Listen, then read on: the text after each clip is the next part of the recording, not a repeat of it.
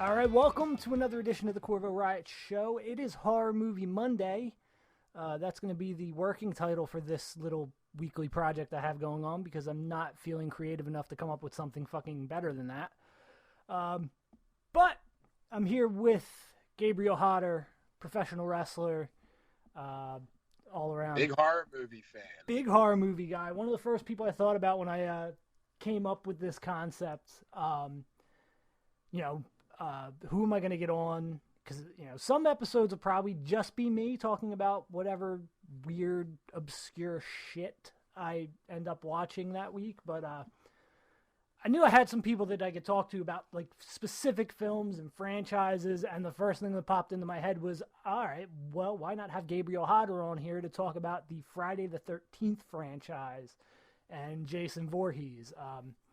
I think it's pretty safe to say Friday the 13th, one of your top, if not the top franchise for you. It's funny, man. Like, even every once in a while, like, I'll be in a locker room and someone will be like, oh, Hodder, is that for Jason? And I'm like, yeah, like, I'm glad you picked it up. Because some people, they don't even ever think about it. Like, but yeah, man, Friday the 13th is definitely, like, my number one. Yeah. Yeah, I mean, well, Hodder's definitely, in a sense, a deep cut. If you're not super familiar with the franchise, Kane Hodder is the actor, stuntman, who is actually the only guy to ever put that costume on more than once. So 7, 8, 9, and 10. Yeah, 7 through X was all Kane Hodder. And actually, there was a shit ton of backlash when it was announced that he wasn't going to be the guy in Freddy versus Jason. Which to me is still... It still worked as a movie, but, like... Yeah, there was something about not seeing Kane... Knowing it's not Kane Hodder behind that mask, taking on Robert Englund's Freddy Krueger, just kind of... Always kind of stuck in my craw a little bit. Yeah, and it's funny, like, even me coming up with the name... man, we were just talking one day, and, like, for a while, all of us in Primal Fear, we all only had one name. Yeah. I was Gabriel, Omen, Soriano, and we were like, I think we need human names. Like, let's have 2 names. Let's be normal people. Right. And, man, I could not come up with a last name, dude, for the life of me. I had a million ideas, and I was like, that one's lame. Or someone already has it, or it's too close to something else. And, I'm a big memorabilia collector for horror movies. So I literally, dude, was just sitting around my room, and I just looked, and I have a Jason mask signed by Kane Hodder. And I just looked at it, and I was just like, well, I can't use Kane, obviously. Yeah. I was like, but Hodder. And I was like, Gabriel Hodder. And I texted, Matt and Adrian, and I was like, yo, Gabriel Hodder. And they were like, dude, yeah, like. It sticks, yeah. Yeah, like it sounds natural, it doesn't sound like a gimmicky name. Like. Right, some guys come up with these names and it's like, could you force that a little bit fucking more? Yeah.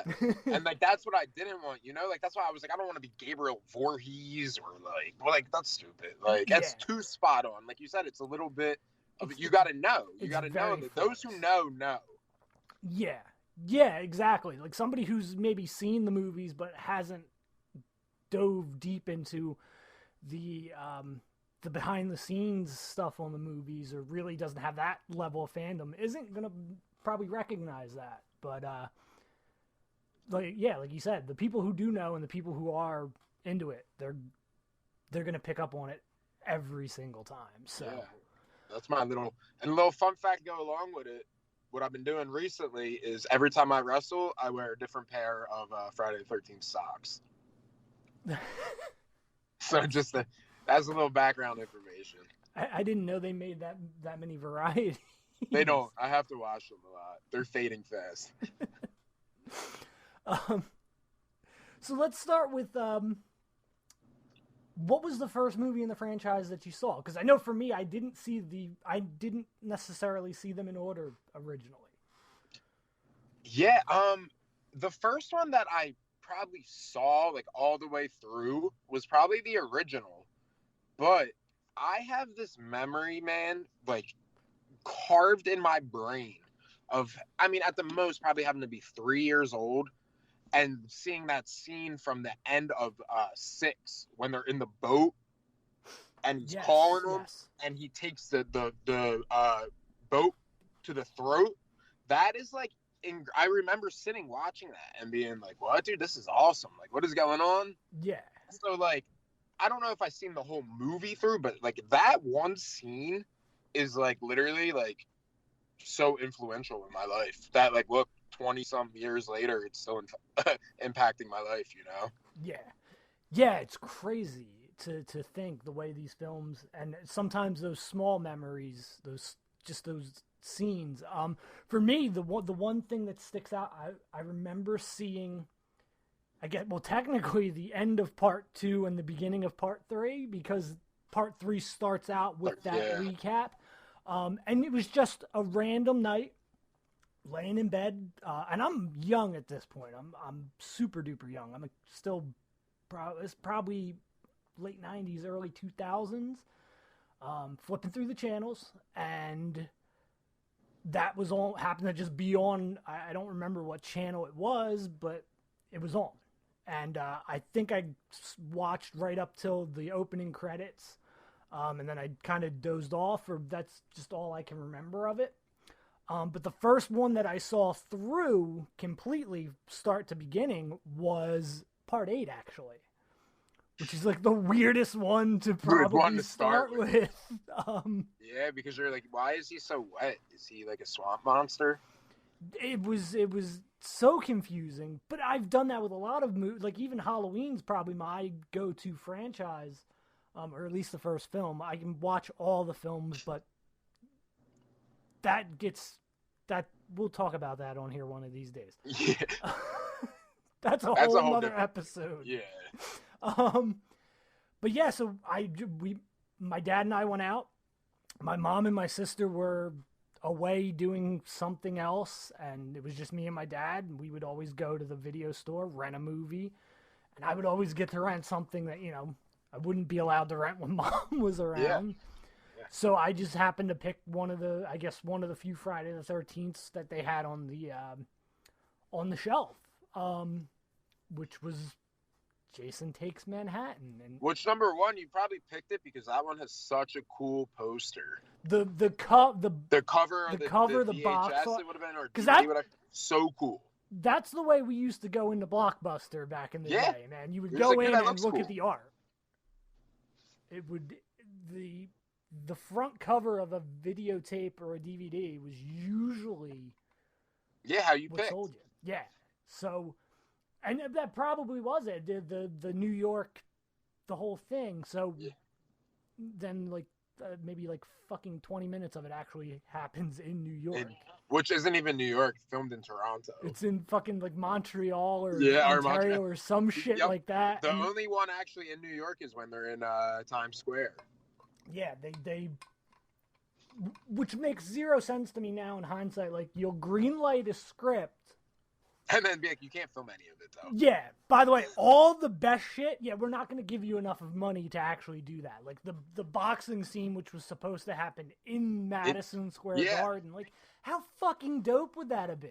The final thing was supposed to be on, the Brooklyn Bridge. Like, dude, that would have been wild. It would have been insane. And you still could have used Montreal to save money for some of the exterior shots. Yeah. But, dude. Fuck. Nightmare.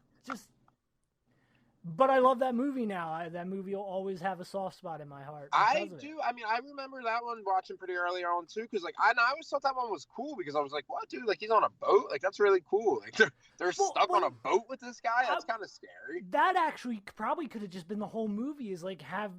Could have just been on a cruise ship on a boat. Or something. Yeah, I think that would be a cool idea. Yeah. They could have pulled something like that off, I think, but. Yeah, and as a kid, we didn't put together the thing, like, Camp Crystal Lake probably doesn't connect at any point with the fucking ocean. And if it does, it's probably not a waterway that you're taking a fucking small cruise ship down. It's like, well, dude, I mean, that's the same thing with Freddy versus Jason, you know, that how they get from New Jersey to Ohio in like 40 minutes with Jason sleeping in the van.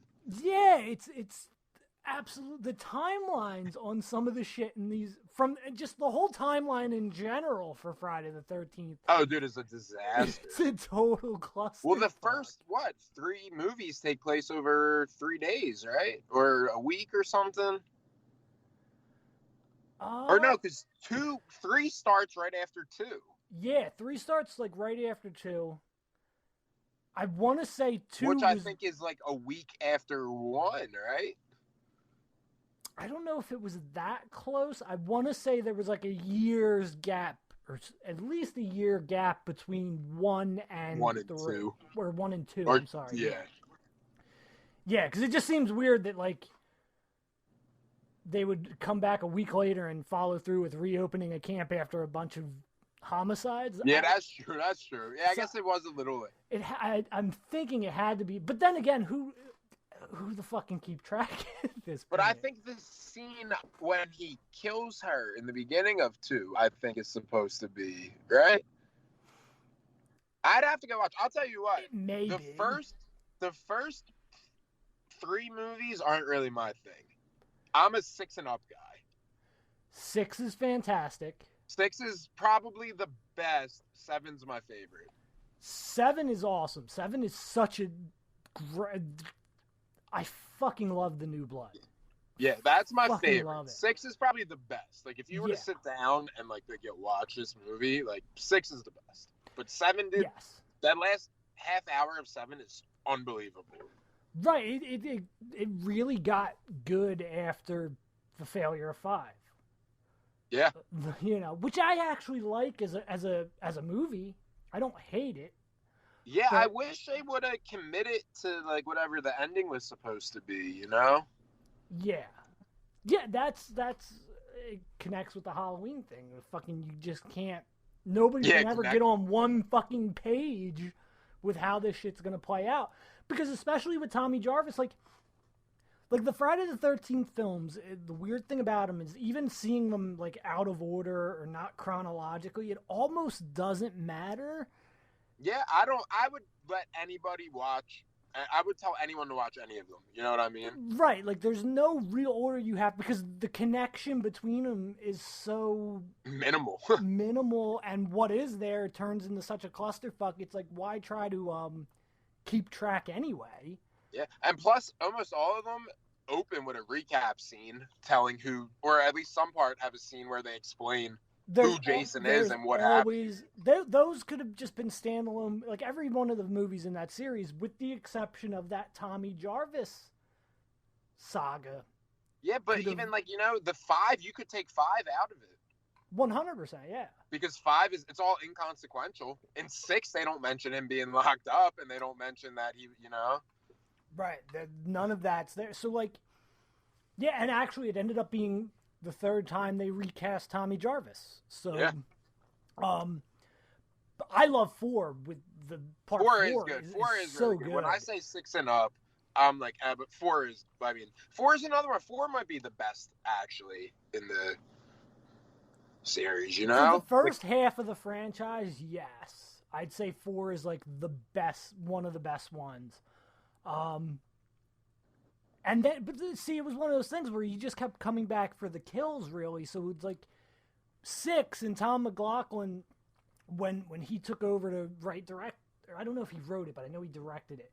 He wanted to go almost a Universal Monster, like completely different direction. And you see a lot of the Universal Monster influence when you watch part 6. And 6 is also written pretty comedically, too. It's kind of like a dark comedy. It is. It's very self-aware. Yeah. It's very self-aware.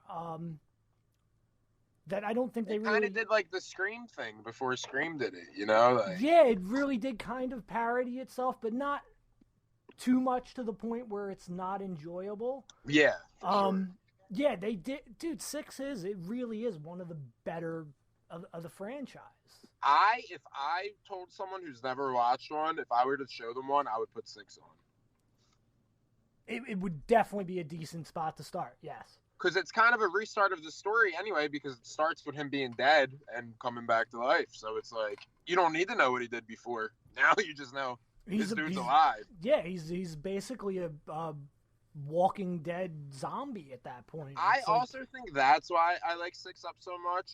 I love the look of Jason once he's dead. He's so much more creepy and just fucking, he's so much better than when he was still semi-human, I guess, or however the in fuck that 2, was. I hate his look in 2 and 3. Yeah, it's not good. 2 and 3 are he looks very like The Hills Have Eyes. He looks like he should be from. Yeah, it looks like something out of like a fucking backwoods, like.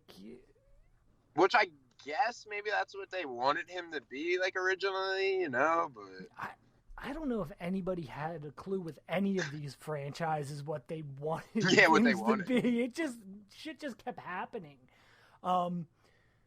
You know, Friday the 13th, I think, opened the doors for so much of what became the slasher genre. Even as far as, you know, like Michael Myers came before Halloween was 78. Yeah.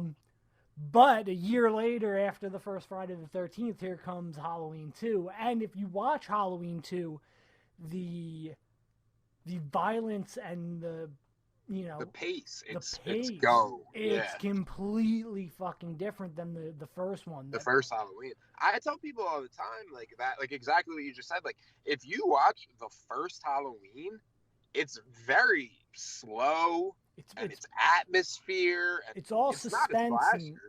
No, it's not even close to a slasher. It's all suspense and atmosphere, like you said, and minimal to, if any, gore. There's like zero fucking blood in that movie. Yeah, like just like Texas Chainsaw too. That one too, that got no blood in it really. It's got like no blood in it really, yeah. But yet it's remembered as being like one of the most violent, and it's been like banned in all these different countries. Yeah, it's shit, crazy. Which is crazy. Which just a testament that goes to show you, you know, you can sometimes achieve so much more with so much less. But then, you know, Friday the 13th comes along, and, you know, Halloween 2 goes into complete slasher territory. And then from there, it's just, you know, every fucking weekend there's 4 new slasher movies hitting random theaters across the country. The influence is massive. Yeah, I also think, you know, like, for me personally, growing up, like I said, you know, besides the fact that, like, one of my first memories was, like, that scene from Friday the 13th is, like, I think the hockey mask is so iconic, you know what I mean, in, like, pop culture. I knew, before I'd ever seen a Friday the 13th, before I'd even knew, you know, what Friday the 13th knew who was. Jason was. I knew the name Jason, and I knew the hockey mask. And for some reason, growing up, we always, you know, it seems like everybody always got Jason with the chainsaw connection, which now in hindsight, it's like, no, wait, that we had. You know what's so funny about that is that I think literally my theory on that is that Eminem started that because he used to come out in a Jason mask but with a chainsaw in like 98 and 99. Okay. Yeah, maybe. But I mean, I can remember it even further back than that. Because the only time he even has a power tool at all is in 7 when he kills the girl's counselor. He has a weed whacker. Fucking butchered. No, It wasn't even a weed whacker. It was like a weed whacker with a fucking saw blade on it. Yeah, on the end of it. Yeah, it was like a tree I guess like a branch cutter. Probably. But that's probably what it was intended for. That's the only time he ever really uses a power tool, I think, at all. I think, yeah. I mean, I'm trying to recall. I think there might be a few more, but it's not as common. Like, it definitely, he definitely should never a chainsaw. Yeah, he should not be synonymous with a fucking chainsaw at all. But like, every haunted house I've ever gone to, until maybe recent years, it's always been somebody in a hockey mask with a chainsaw running around. Yep. Which Always completely backwards. Least favorite film in the franchise? 9. I had man, how did I have a feeling you were going to go that route? I guess because that's really one of the...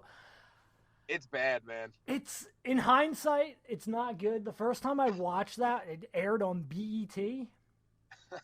which but it was on TV and I had access But I to will it. tell you one thing about 9. When did 9 come out? Like 98, 99? You know what? I'm gonna have to look it up. Maybe even a little before. I might be wrong. Yeah, I mean, I definitely know it was post Freddy's Dead, which I want to say was like 90, early 90s, 94 at the latest. So, yeah, when did, let's see, hold on. Jason goes, the franchise goes to hell. Yeah. I also hate it because it's not Friday. 93. Okay, never mind. So I was wrong because I was going to say that was the first one that was released while I was alive, but it wasn't because I was born in 95. Yeah. But maybe it was the newest one, you know? So, like, I remember... It was the most recent because it was... the in my X lifetime. didn't come out until...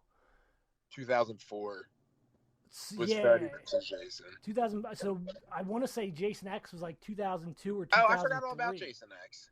Yeah. Yeah, so that was what, like 2002 maybe? 2002, I think. And that even sat and was like shot and I believe like sat on the shelf for like well over a year or something. Like they didn't, that was filmed way before it actually got released. I'll tell you what, I love Jason X. I don't hate it. I don't hate it, you know? That's another one. I think the second half of that movie, when he becomes the Uber Jason, is awesome. I think that is the coolest design ever. He looks unbelievable. Yeah. I love that movie. It really wasn't that bad of a movie. Like, it's another one that it was self-aware. It was kind of comedic, but I love when Jason's on the fucking the exam table in the spaceship or whatever, and you know, down the hall, here's two people start having, you know, sex. Yeah, I know he just... And all of a sudden, like the fucking Undertaker, he just fucking sits up. It's like... That's another one, though. His design in that movie is really cool. It's very before he becomes the robot. In the beginning, man, that scene when they have him shackled up and that is so cool. He looks so cool there. Yeah, it's a very different look. I also think that's why I hate 9, because I hate what he looks like in that. 9. He looks fat, number one. He does. He looks like he's completely stopped working out and eating healthy. Yeah, Jason, and I hate the mask growing into the face. I know a lot of people love it. To me, it always looked like he had cornrows, and I was just like, why does Jason have cornrows? Yeah, it looks very awkward in hindsight. Like I remember seeing it as a kid because, like you said, you know, for us, like that was the most recent film. In the, I mean, that was the only film for at least 10 years, 90s. You know. Yeah, it was the only one in the 90s. So that was like the mask you would see advertised at Party City and the Halloween stores and shit. So it was always that, and then it was always the Wes Craven's New Nightmare version of Freddy too. Which is an awesome design. So good. Probably the best Freddy design. So complete opposites. Definitely one of the best. And such a fucking great movie too. That is a good movie. But yeah, it was. I remember seeing it, and it was all. I believe Kane Hodder actually himself has said he didn't enjoy having to wear that one because he couldn't actually just pick up the mask in between takes, and it was a whole piece. It was a whole piece, so it was constantly on. Luckily, he's only seen as Jason for like 10 minutes or whatever, if that. Yeah, maybe 20 minutes in total of the movie. Like, there's the scene in the beginning, and he gets blown up, and then when he finally at the end, when the fucking worm runs up the girl's fucking crotch, and Yeah, there's just parts of that movie that I'm just like the part that really takes me out of it is when he ties the guy to the table and he just starts shaving him. I don't understand. Yeah, it's been so long since I've seen that movie, so I'm trying to. But yeah, no, It's right before he transports bodies into the guy. He has him naked on a table and and he's shaving him. Yeah, I vaguely remember that, but and I'm just like that makes no in sense. 9 movies, that is not a behavior Jason has ever shown. Like why is he doing this? Right. It did not make it. They tried to create this whole backstory of a mythology behind the character, but they completely. I do think that's cool. If you look in the comics and stuff, he does have a really cool backstory. The stuff with his dad and like all that is awesome. There was so much there, and actually, I think that was something they wanted to explore at one point. I believe I want to say in 6 or 7 was supposed to end with. Oh, it was supposed to be his dad, his right? dad showing up and shit. Yeah, which we didn't get, but I haven't dove deep into the comics. I really probably should because there is so much. But like they almost ignored the entire mythology that was already there and tried to come up with something so. And I guess maybe if the Freddy versus Jason versus Ash thing could have been fleshed out more, it would have made more sense because they basically tried to make him an Evil Dead. He's a Deadite. Yeah. They, in like in that comic, the Ash versus that in the lore, Jason is a Deadite, which I think is kind of cool because it's like at least it explains why this guy keeps coming back, Right. There's because the movie never does the movie number 1 never does a great job of even explaining did he drown or not. Right, there's so much fucking confusion on that end. Because from 1 to 2, he goes from being a child to a grown 250-pound man. Like, yeah, the whole thing with the first movie was Pamela Voorhees was killing these kids to avenge the death of her son Jason, who drowned in the lake. Then you get the whole campfire tale in 2, where it's he didn't drown in the lake, he didn't die. And he lived in the woods. He lived in the woods, and he saw his mother get the cat. Which it's like what? Like which is like if he was living in the woods and he's seen his mom, like why wouldn't he just go up to her and be like, "Hey, mom, by the way, I've been alive all this time." Yeah, like you. By the way, you don't have to kill these people. I'm good. Fucking alive. Like I'm good. I'm good. I could maybe use a refrigerator and a house with air conditioning. And a shower. Maybe a shower every once in a while. Yeah. I do want to get into part 5 though because there's such controversy about it with the Roy Burns thing and the fact that every aspect of that movie is inconsequential. But I want to get into the part that basically starts it all. You have this group of kids at this. Essentially a halfway house. I was just saying it's supposed to be a halfway house, right? Yeah, but they're not criminals, right? No, it's from troubled like an youth.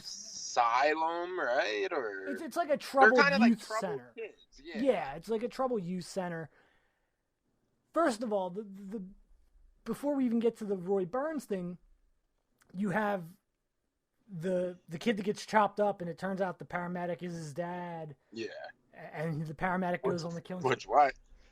Dude, that whole movie, forget like A New Beginning, that should have just been called a class action lawsuit because like, one, why the fuck are you giving like the most aggressive, incident prone person at the facility a fucking axe? And like you said, that dude, he gets killed, and then like the next day, they're all just chilling, like nothing happened. It's like, they're just like, man, that's wild. He got chopped up yesterday over a fucking chocolate bar. Like, yeah, everybody's just like, oh well, life goes on, I guess. Yeah. Like, how does that not fucking? Dude, that whole movie is like a class action lawsuit. Like everybody, like there's so many. If that movie was real, so many people got sued after it. Yeah. And they're getting shut down. Like it's so hard. Like there's so many criminal charges. situation like that where they would have like a co-ed house together, but that's also a completely different story. Yeah, it's so everything about that movie is so fucking out there and strange and doesn't Really, make really sense. weird. I think that's the one that was directed by a guy who's pretty much all of his prior film experience Were porn, was right? porn. He was a porn director. Yeah. Which, if you look, dude, 90% of that movie is just sex scenes. Like, it has way more than any other one. It is extremely sleazy. It's definitely like the sleaziest film in the franchise for sure. Yeah, the one girl is naked for just like 3 minutes of a 3 minute long shot. The nude scenes are very drawn out. It's unbelievable. Yeah, I mean, granted, it had always been, like tits and violence, but like there was a fucking limit on it too. It was, it was supposed to be like kind of metaphorical, like before, like. Yeah, but now it was just like, let's just be, like you said, sleazy for the sake of it. It just, and I think part of it also was the MPAA, which at that time, for whatever reason, sex was okay on screen, I guess, more than violence. Yeah. Where I feel like it's almost flipped now. Yeah. It's so weird the way the trends go with that. But that was another one. Like, but even some of the death scenes, like I know there's one scene and it got completely cut from them. I don't even know if it was filmed or not, but it was there. The makeup was done for it. I've seen pictures of it where I forget what weapon of destruction Jason was supposed to use, but basically he's going to go right up this woman's crotch and impale her. And I've seen the prosthetic on the actress, and he's basically going to lift her in the air with some weapon through her vagina. It's like, who the fuck? Yeah, like who? That? Yeah, like who came up with that one? Like, it's absurd. Which also, if we're following the plot of the movie, how is this regular, kind of out of shape paramedic guy strong enough to do that to a human being? Like, yeah, and how does he gain all the traits of Jason to that degree? Like, just it doesn't make fucking sense. Dude, that movie, man, and like, even the fact that like, why did the mask have to be blue? The only explanation I've ever actually heard for that was to differentiate that this wasn't the real Jason. But like, aren't the people in the movie supposed to think it is? And even the first time I watched it when I was younger, until the end of the movie, when they reveal that it was, like, I didn't realize it wasn't Jason. Yeah, you don't see put that scene together. When the fucking mask is off. You don't actually put it together. And that scene is kind of confusing when they first show him with the mask off. I'm like, what the fuck? What is that? Yeah, because you're just kind of like, oh, is that what Jason's face looks like in this movie? Like, right? You don't, and then they reveal it all afterwards, and you're just like, what the? You're still almost somewhat like fucking confused. It's like, what the fuck did I just spend my time watching? And it also doesn't make sense because it's like, okay, they killed his kids, so he wants to kill all them, but then like, what about all the other random people that he goes and kills? What did they do? Right, there's the fucking. It's the Part 5 syndrome. It's where they give Part 5 of a fucking horror franchise to a director that just had no business doing it. Again, we can jump into Halloween 5 for fuck's sake. Which one is that? Is that Curse of Michael? That's the Revenge of Michael, the movie before Curse. I'm not Halloween's not my one. I don't know. I'm familiar, but yeah, I love the whole franchise. I've seen the whole franchise. I'll probably watch every movie in the franchise again at some point, with the exception of Rob Zombie's Halloween 2, because like, what the fuck? Man, I'm a big defender of his first Halloween. I like the first one. I don't hate the first one. There are some things in hindsight looking back on that I can kind of go, maybe not.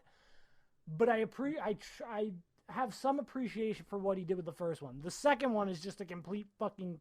I have no idea what's going on. It's just a total fucking disaster of a film. Back to Friday the 13th. Which, if you ever get into that one, comes from him not wanting to make a second one. Just like John Carpenter didn't want to make a second one. It was kind of, and that was and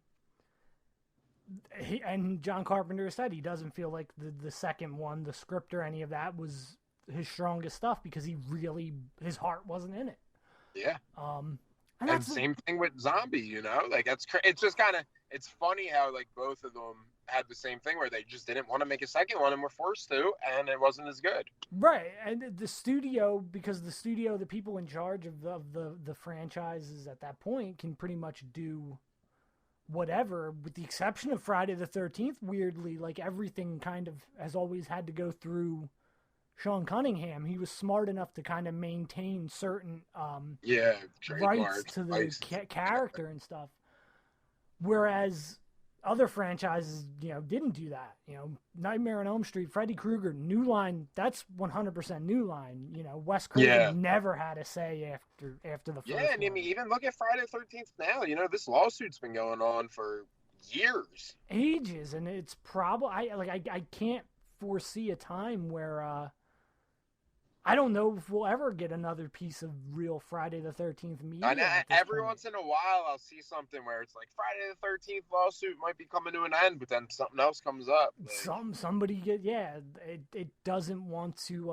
I forget the whole background on the lawsuit, but it basically, I believe it's between. It went with I think started with when Paramount sold to New Line.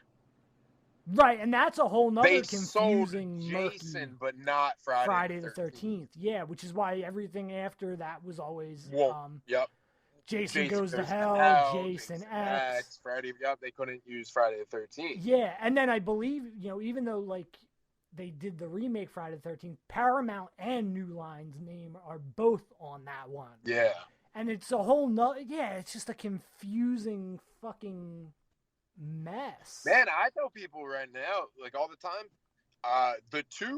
them two fan films that were made, I was like, they need to give that dude, he needs to go make a movie, dude. Figure out the lawsuit and let that dude make a movie. They need to just take those movies and fucking make them officially like canon. They're so good. They're so good. So good, so well done. I've only seen the first one. I haven't seen the second one yet. The second one's good, dude. Yeah, but Never Hike Alone was like fucking phenomenal. It didn't feel like you were watching a fan film.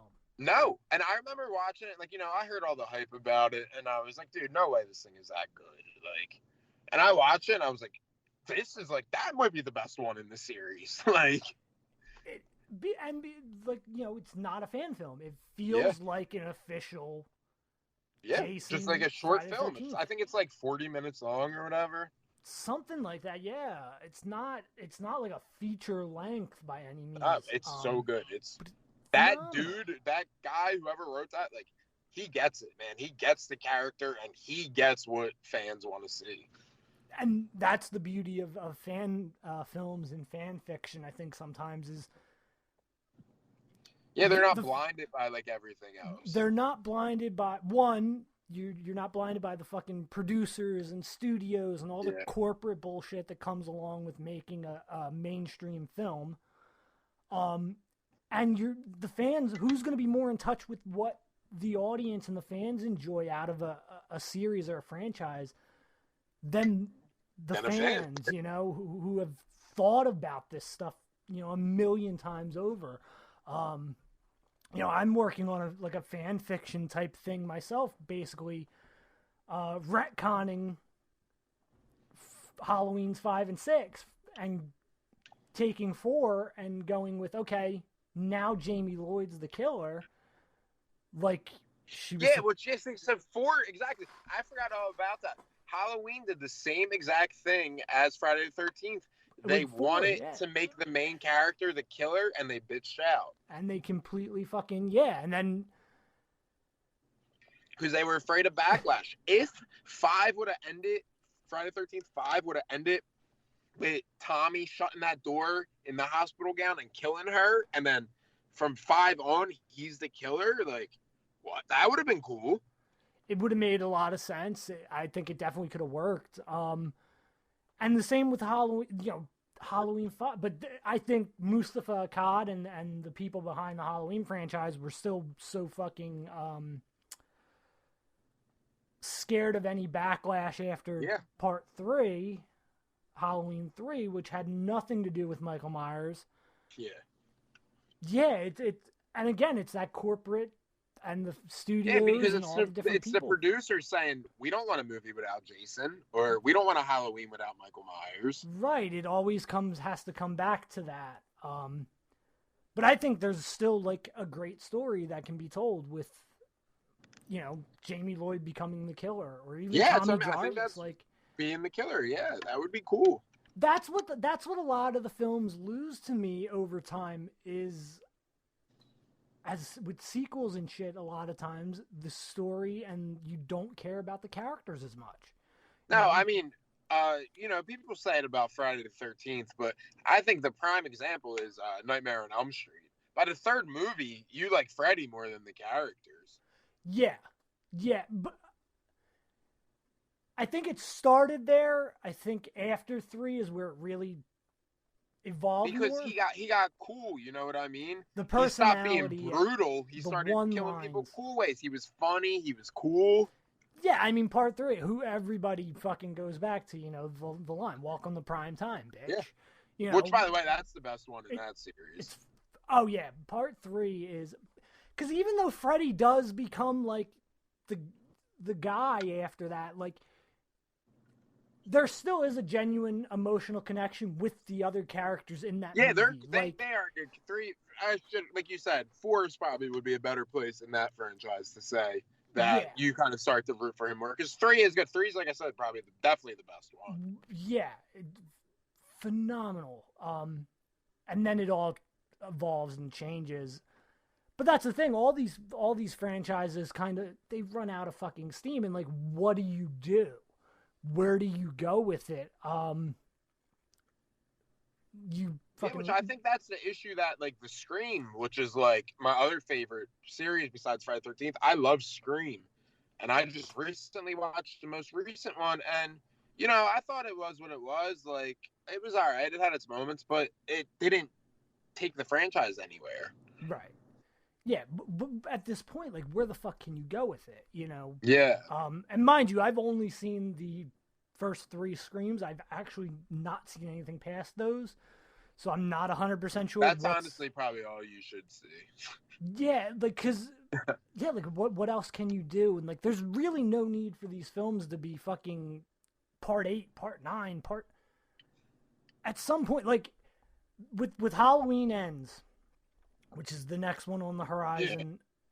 Yeah. Well, so see, these 3 Halloween movies, I've seen the first 2 in theaters. Like, I'm up with these ones. I'm liking these. I'm very happy with it as a longtime fan of the franchise, because I feel like we're finally going to put the character, put the entire story, because you are emotionally invested in the saga of fucking Michael Myers and Laurie Strode. Part 7 showed how invested people were in that. You know, I've talked to people who've seen it in theaters, and they've said, like, when she starts fighting back and shit, people started cheering to see her fighting back. And so there is that emotional investment you have with those 2 characters and their story. I'm just hoping to God this really is fucking it for that. So that's what I was going to say. That's the only thing, is that, you know, they're putting so much stock into this being it, that if it's not, you're just like, ugh. Right, and the problem is they're putting so much stock in this being it that it's going to probably sell the movie and help the movie generate more money. The fact that this trilogy is supposed to be it. And then once the fucking studio sees all that money, they're going to get blinded by that again and make more. And with each one they make, the profit's going to fucking go down anyway. So what the fuck was the point?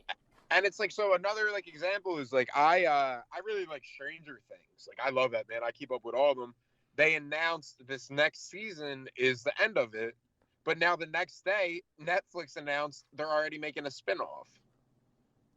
Yeah, so, like, what the fuck? Yeah, so it's like, it's not the end. Like, I hate, and maybe I'm in the minority about this, like, with any movie or television series, whatever, I want closure to the fucking story.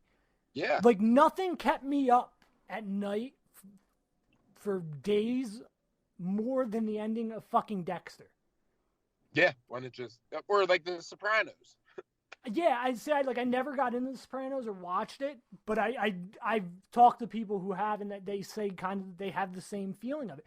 Dude, like I invested so much time. I binged watched the fuck out of Dexter. I'd seen like the first 2 seasons, but then like I didn't have fucking. I was living on my own for a while. Didn't even have. I had cable for a little bit till they came and took all their shit back, because apparently got to pay them.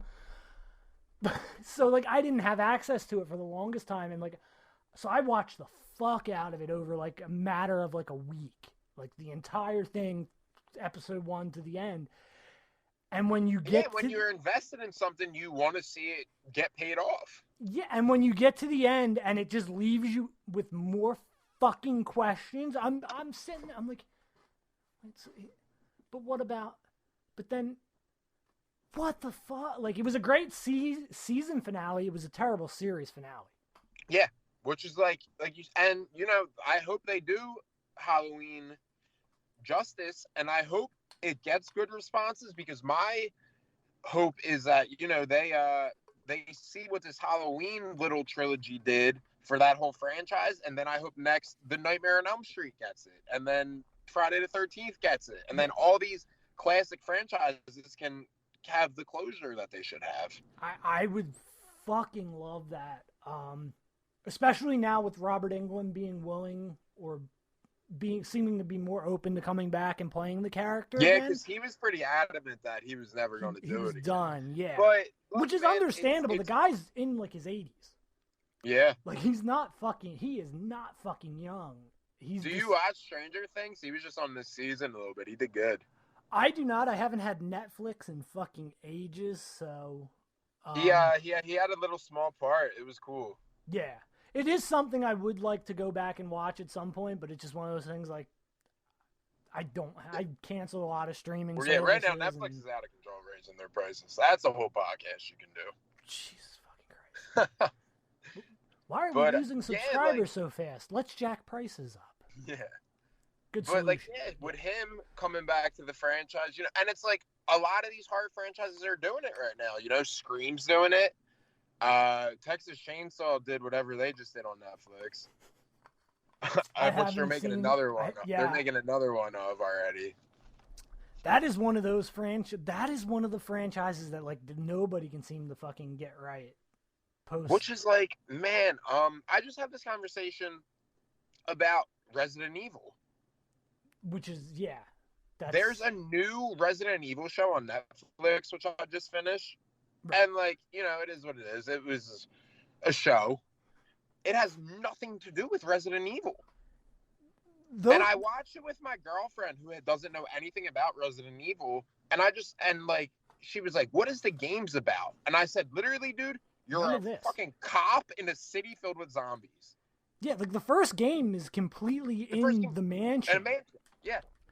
And I was like, so even if you take Resident Evil 2 and 3, which are probably like the ones that would be easier to put on film or movie, it's a very simple story. It's a cop who walks into a city on his first day and everybody's zombies. Right.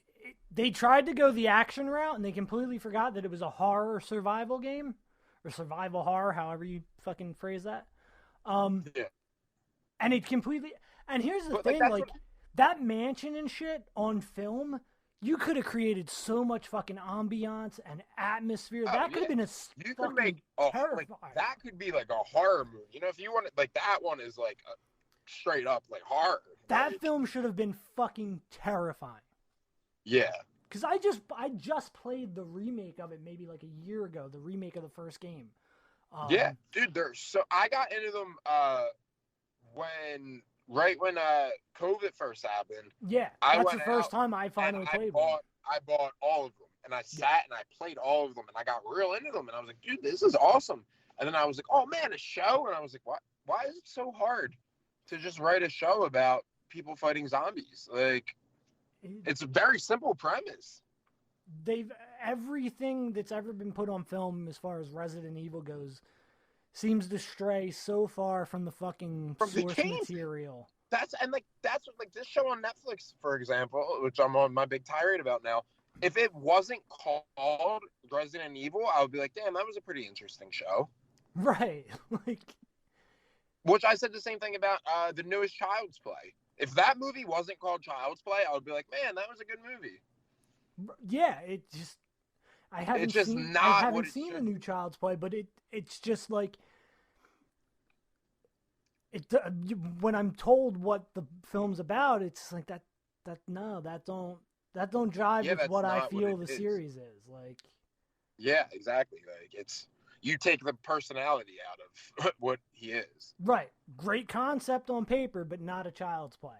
Yeah, don't call it that. Call it something else. Awesome movie, killer toy. Yeah, Great. call it Buddy or whatever the Yeah, fuck they changed the doll's name to. Like, 100%. It took and that's what happens with a lot of these reboots, man. Which that's why I'm kind of afraid of like a Friday the 13th. Like, because in my lifetime, I've only ever seen two of them in theaters: Freddy versus Jason and the remake. yeah, I've never seen a single one in theaters. And I'm still pissed off at my parents about not taking me to see Friday the 13th, or not Freddy versus Freddy versus Jason. Jason. Me and my dad and my brother went, man. Yeah. I mean, I was I young. planned Like it I said, out I for grew months. up watching that. I was like 8. I was like 8 or 9, I guess, Yeah. when that came out. I was probably about 13 or 14. I planned it for months. Like the second I knew what day that movie was coming to theaters, I had it planned. Like, we're going on this day and we're seeing this fucking movie. And then my parents went away without us for the weekend, and I ended up seeing fucking Pirates of the Caribbean instead. And this is why I'm in fucking therapy now. Which, hey, good movie. Yeah, great movie. But when I'm standing in line with my aunt waiting to go get our tickets, and everybody walking up to the fucking windows going, 2 for Freddy versus Jason, and you're just sitting there going, motherfucker, that is happening 3 doors down, and I am not in that theater to fucking see it. And I'm watching Johnny Depp. Yeah, and like, this is why I'm in therapy, folks. Let's get it. Freddy versus Jason is, man. It's a mixed bag in a sense. Yeah, some days I might say that's my favorite, and some days I might say it's my least favorite. Yeah. It depends how much I want to look into it, Yeah, I recently talked to Christian Rocco on here, and we got into some of the horror movie stuff, and one of the things we agreed on was one of the worst things about that movie is it was made in the early 2000s. Yeah, with that, like, everything's got that green tint to it. Everything looks like it's got a filter, and yeah, like, that was a movie that should have came out in fucking 96 or 97. Like, yeah. I'm going to say right around 97, right? Because that's when Halloween H2O came out, and that got the whole... That's awesome. Yeah, that got everybody talking about these movies again, and then Scream at that same time. Yep. The executives and all the fucking suits and ties who all they care about is making money, so much so that they completely shot themselves in the foot, because that fucking movie, one, it would have probably been a lot fucking better in 96 or 97. The look would have been different. They missed out on so much money by not getting that movie out in the late 90s. Yeah, and it's another one, man, where it's like, if you look into the history of that getting made, like, what a disaster. Oh my God. Went through like 100 different scripts, and there's so many fucking scripts out there, apparently. Like, I've gone through and like sifted through some, because like the original the Friday the 13th website, like the official website for a long time, had like a couple like unused scripts for different movies. I think they actually, cool. I think they had the first movie's like entire script, original draft up there and shit, like for a long time. And this was when I was like real young, and first getting into those movies. So like that was really fucking cool. Yeah, that is really good. Then like, and I've looked into some of them, and like I knew like one of them was like, they were in hell together, and whoever killed the most people got to leave hell. Like, right, that was going to be the whole thing. That was the whole, yeah. Like, I think the point of 9 was to make Jason this demonic being and this assassin of Satan. Yeah, is the way I've heard it described. It's called Jason Goes to Hell. Like, yeah. Cause, I mean, I just watched what the Crystal Lake Memories documentary, or as much of as I could awesome. before the Shudder free trial got ended. Because it's like a 6.5 hour. I was gonna say that's like a 7-hour documentary. Yeah, dude. That thing is obnoxious. Yeah, it's long. But it's because there's been so much bullshit in the franchise. There's so much to talk about. Even the Nightmare on Elm Street documentary, the Never Sleep Again. Yeah. That was like 4 some hours, and if you add all the bonus undeleted shit in, it's right around there. Halloween, if you did one, which there might, I don't think there is, but there might be. That would be. I think there is. I think I might have snuck one on YouTube before. Yeah, like that would be like a 7-8 hour fucking debacle. Especially if you get it into now with the Rob Zombie stuff and the new stuff. Oh my god, it would be fucking. And then there was 2 other documentaries I was trying to watch, which I highly recommend. In Search of Darkness 1 and 2 on Shudder, which is a complete dive into 80s. Yep, they're hard. Yeah, they're good documentaries. Yeah, but they're both. You better have like 4 or 5 hours of time to invest to each one. They're so long. Put it to you like this: don't try to watch them all in a fucking 1 week Shudder free trial. Like, it doesn't work. At all. So I do want to talk about the remake though before we wrap things up, because I've always been anti-remake. I was going to say, if I remember correctly, we have pretty strong disagreements about this. About remakes, yeah. Yeah. And to be fair, I've not given the entire Friday the 13th remake a watch. I've gotten through about maybe a half hour of it. And now, like, I would have to find it somewhere to even watch it. Yeah, I don't even know where you would watch that now. Yeah. And so it would have to either be something I could get on a free trial or free. So, and I can't do the free movies on streaming with the commercials. I just can't. Documentaries or a TV series, I can do that because, fine. It throws a movie completely the fuck off to me when you're in the middle of a scene. Out of it, you know? Yeah, it takes me so out of it. So I'd have to find it somewhere where I could watch it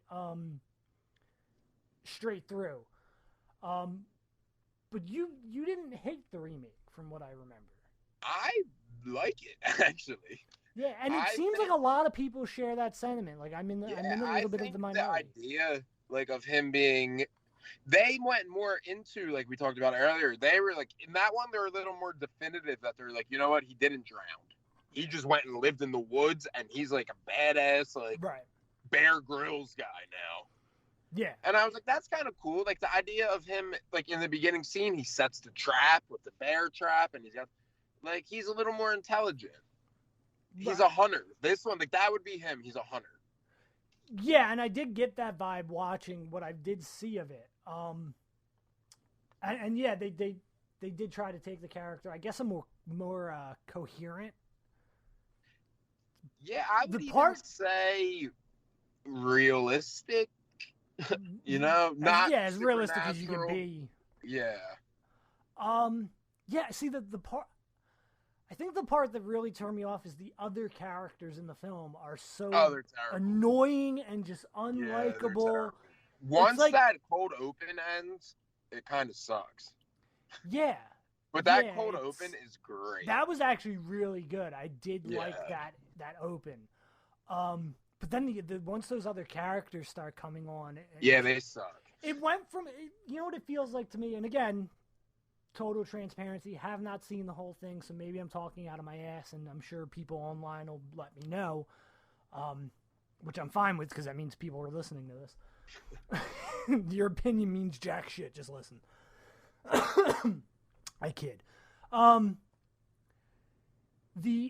It tried to put that definitive, like, backstory to Jason, but then it also went the route of, but it's a slasher film, and we're going to go that route, and you're just going to be here to watch people get killed, which I felt like didn't do it any fucking justice, or didn't really do it any service.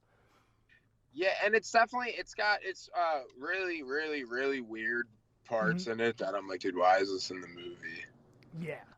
Like, there's a whole part where, like, the dude's, like, hitting on a mannequin. and it's like a 10 happens minute to the long, best of us. I mean, yeah, it's like a 10-minute long scene, and I'm just like, why is this happening? Like, yeah. why is this dude trying to have sex with this mannequin? Why does that need to be in the movie? Right, and why does it need to be so drawn out? Yeah, and that's like one whatever. of Like, if you want to put like a goofy character in, but it's like it's probably like at least an 8-minute long scene. Like, it's long. yeah. The complaints I've heard from people who have seen the whole thing was the complete just terrible characters.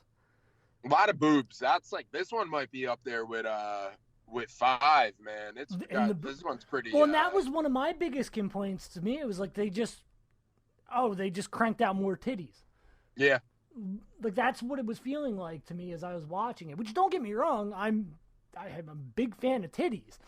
Yeah, but for fuck's sake. Like, yeah.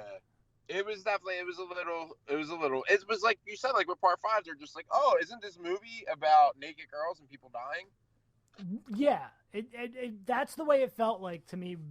What I've seen of the remake, to the point that I just shut it off because I'm like, I really didn't think it was going to do anything for me. Yeah, it's got its moments. Like I said, Jason himself in that one, like the character is awesome. That's one good thing I always hear from people is a lot of what they did with Jason was really fucking cool. Yeah.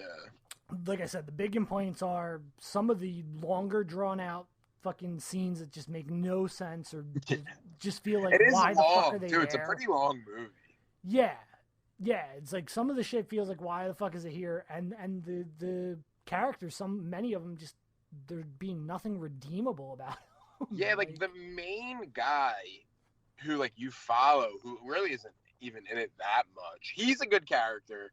Yeah. And like the main girl's a good character. Everyone else, dude, sucks. They were all just there to just be like, fucking killed. The douchebag guy in the movie is so over the top, dude. It's like nobody in real life behaves that way. Like, I get what you're going for. Like, you want me to hate him, but it's so over the top that it's becoming like parody. Right. Yeah. Again, it was they just took the formula of, all right, let's put a bunch of kids out in the woods, and even with that one too, like, I think part of what I didn't like about it was they went out and found all the best looking actors and what. It's like, no, dude, the fucking whole charm of a lot of these horror franchises and the older films is the characters. Yeah, like, you had hot girls in them, but like, you had hot girls that you believe could live like a fucking down the street from you, like, not fucking supermodels and fucking perfect, you know. That always takes me out of a horror movie. Yeah, and it's like, you know, especially too, a few people in that movie were kind of like already well known too, you know.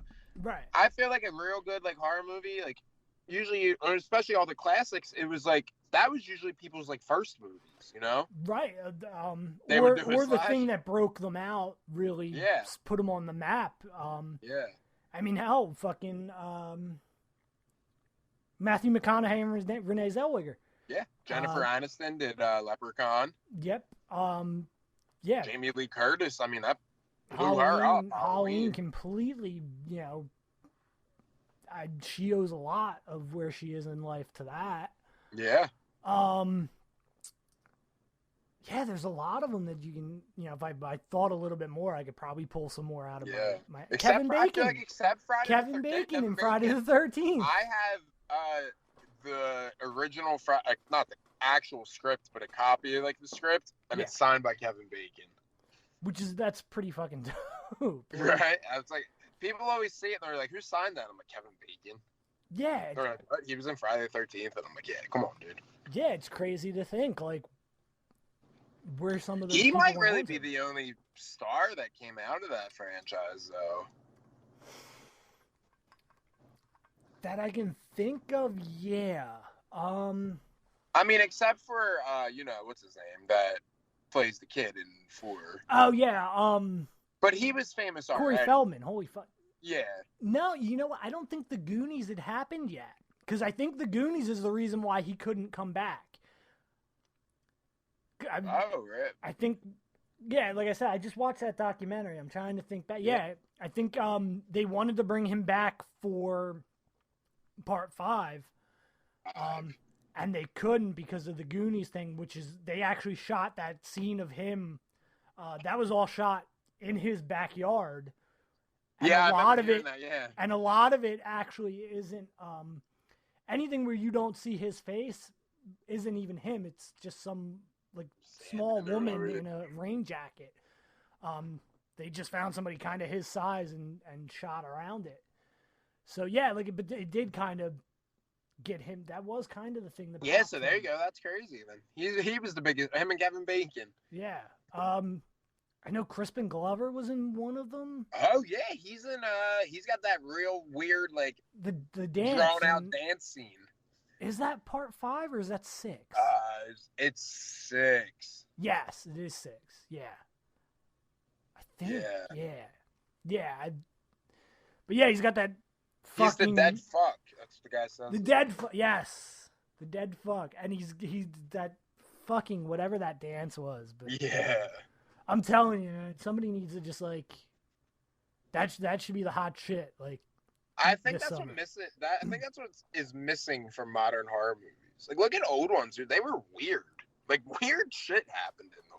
Yeah, to some degree, like a lot of strange shit. But like, at the same time, you could kind of feel connected to a character like that doesn't know how to dance or doesn't maybe know how to pick up chicks. Like, he was alone and didn't know what to do. He started dancing like he was drunk.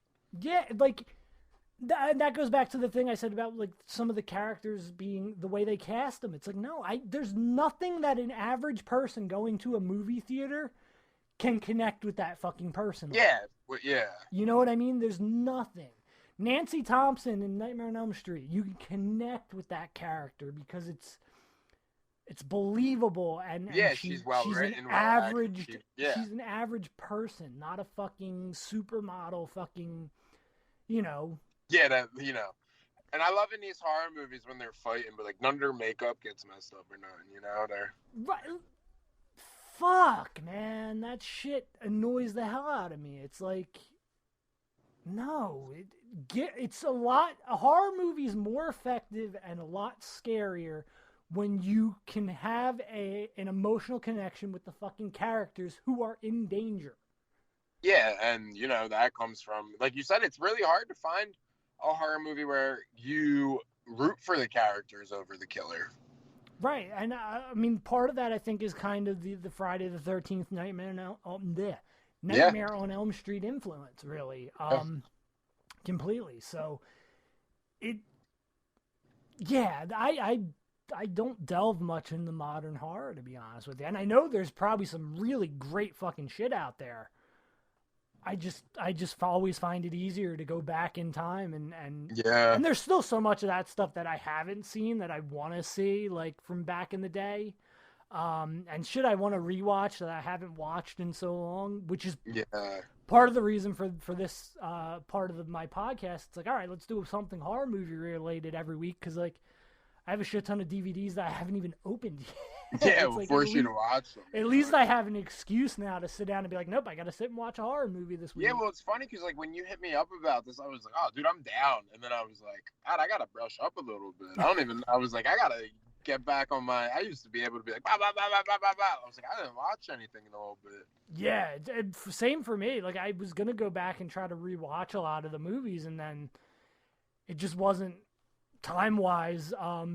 And it's like, oh, okay, let me watch the documentary. That should at least get me like brushed up on the important shit, which it did. It covered, I mean, it's like a 6-hour documentary. There's not much that's not fucking covered in that movie. Like, I dozed off at one point for like a half an hour, and it was still on the same. And you probably woke up and they were probably still talking about whose idea the hockey mask was. Yeah, it was like I don't even think I got into that yet. It was like I dozed off when they started talking about part 2. And by the time I woke up, and they were still talking about part 2. Like, we haven't even gotten close to 3 yet. That documentary's got some parts in it where I'm like, all right, come on. They explained for like 45 minutes how the 3D in part 3 worked. Yeah, which I still want to see that. I want to watch that in 3D, and I have not had the chance. When I got the box set, it came with the glasses, and I never did it, though. I feel like it don't work. I don't know. Maybe it does. It's a weird, different effect, but that's the way 3D was back in the day. Yeah. Which I have a couple of movies. Like, I have the Freddy's Dead in 3D. I have the original DVD box that they put out in Nightmare. The original. Yeah, I have that, and I have the Friday the 13th one. Yeah, and The so I do have the Nightmare glasses one for comes Elm with the Street. glasses. Yeah. The Friday the 13th box that I have is only 1 through 8, and it does not. It's an old Yep, mine DVD too. Yep, one. only 1 through 8. Yep, because it's Friday the 13th. It was Paramount put this one out. I think Yeah. there is a complete one out now. It just got put out a couple of years ago, dude. It was mad expensive. That's I love the fact that these franchises are finally getting those full fucking releases, and like somebody's going It was to like $200. Dude. Well, you got no way. It's crazy too. Well, because part of it is it's being put out by a third party who's licensing from Paramount and then licensing from New Line. I was thinking about getting it. And they're limited. It's really cool. It's a really cool box set. It's got real cool like cover art on it, and like everything's like original artwork. But that's the thing. Those are intended really for like hardcore collectors. Yeah.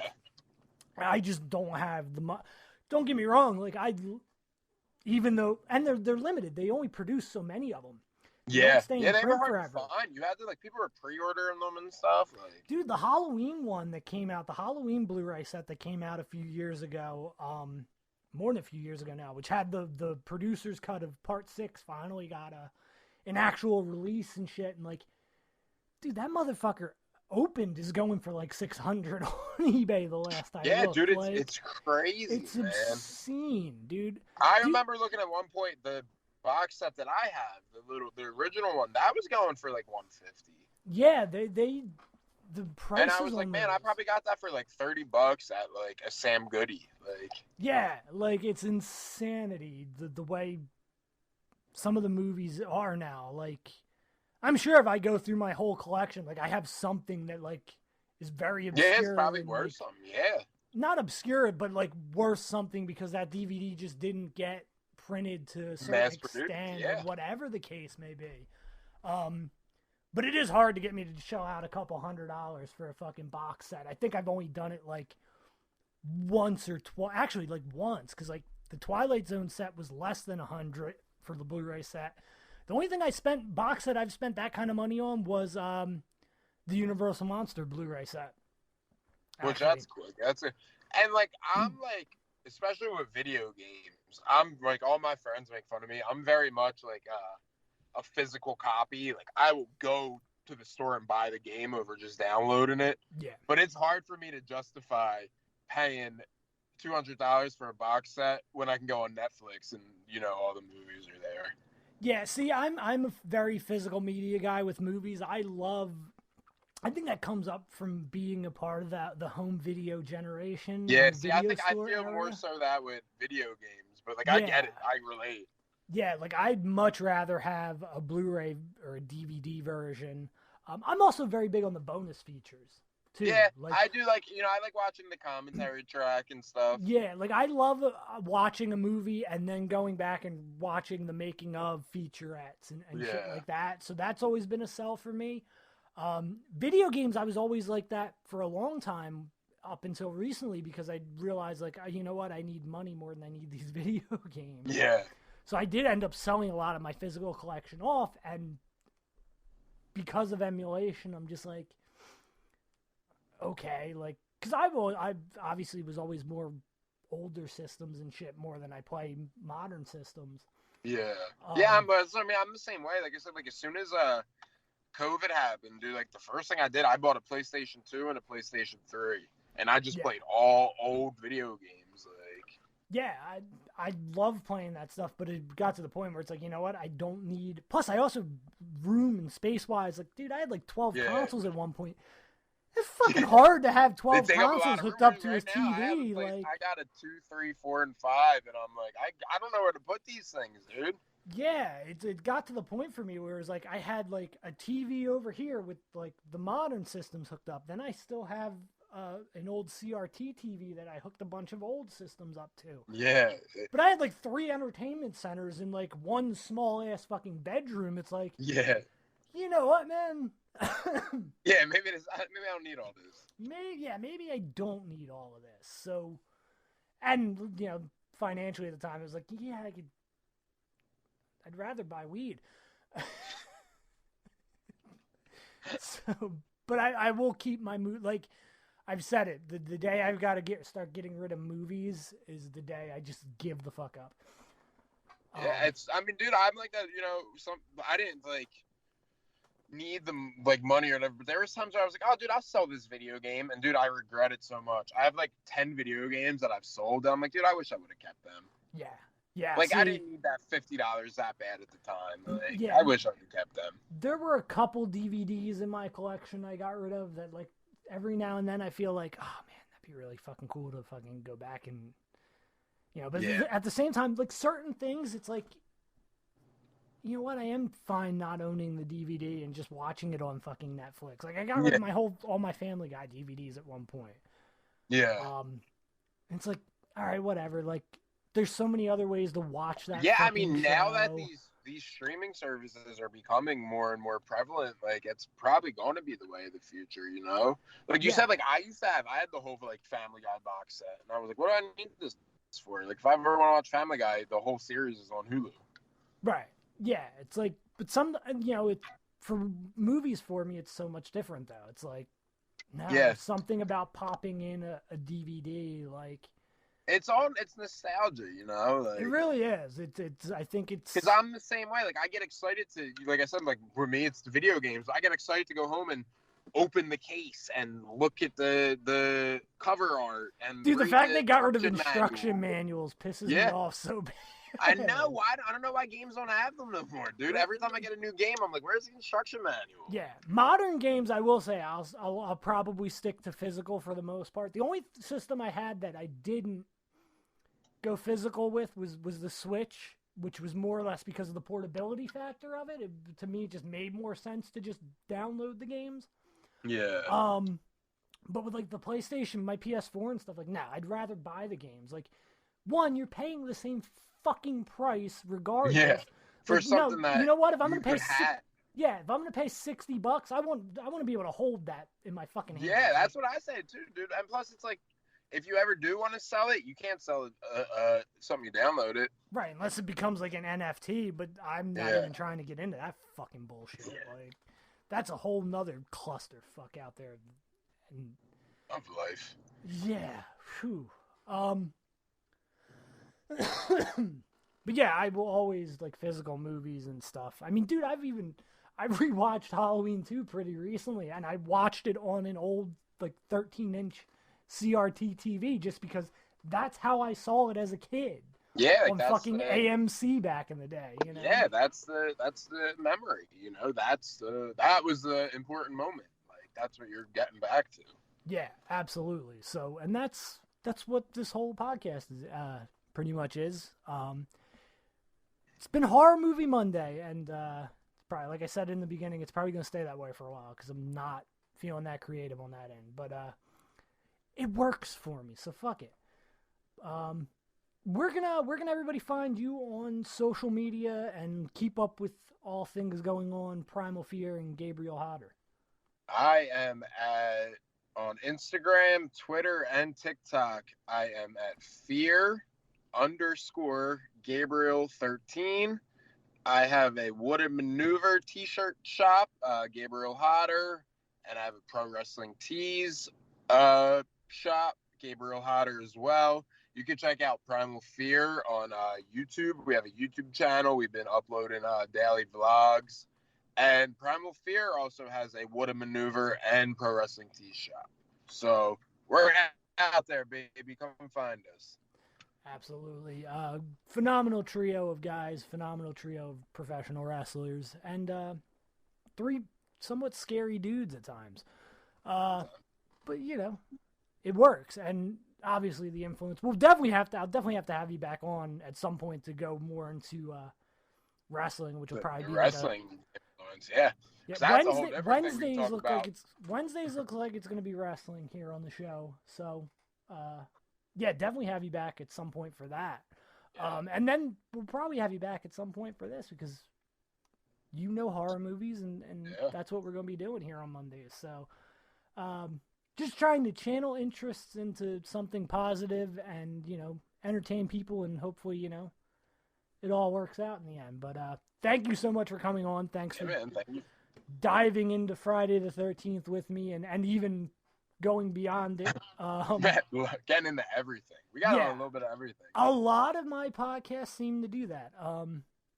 So I talked to Christian Rocco, like I said, on an episode, and we were talking wrestling, and somehow we ended up on a whole horror movie tangent, to the point I thought that episode was actually going to turn into a Monday episode. So, but it hasn't. It'll still be a Wednesday episode, but I'm definitely going to be having him on soon and going from there. So thank you again for coming on. Thanks for chatting it up, horror movies, and see you again real soon.